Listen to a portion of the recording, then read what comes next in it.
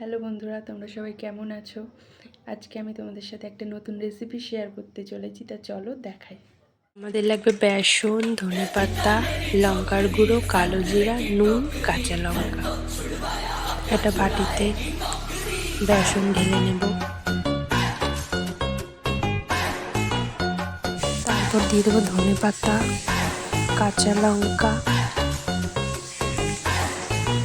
কালো জিরে, লঙ্কার গুঁড়ো, তারপর একটু খাবার সোডা দিয়ে দেবো। পরিমাণ মতো জল দিয়ে এটাকে আমরা মিক্স করব ভালোভাবে। এটাকে আমরা ভালো করে মেখে 30 মিনিটের জন্য রেখে দেবো। সাদা তেল ঢেলে নেব।